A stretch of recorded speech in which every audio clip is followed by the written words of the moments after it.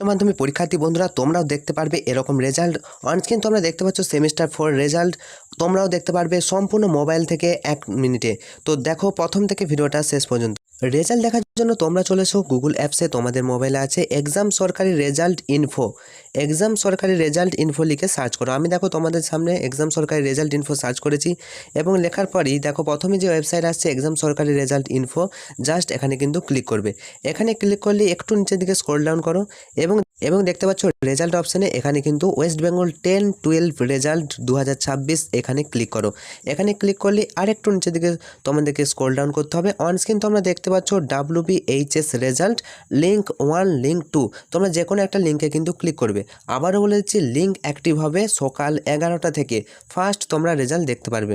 Link 1-এ click করার পর তোমাদের সামনে এরকম ইন্টারফেস, রোল এবং নাম্বার তোমরা লিখে দেবে এবং রেজিস্ট্রেশন নাম্বার লিখে দেবে। এরপর সাবমিট করলেই তোমাদের রেজাল্ট তোমরা ডাউনলোড করে নিতে পারবে। বন্ধুদেরকে ভিডিওটা এক্ষুনি তাড়াতাড়ি শেয়ার করে দাও। তোমাদের রেজাল্ট ভালো হোক এই শুভকামনা জানাই। Enjoy result, all the best.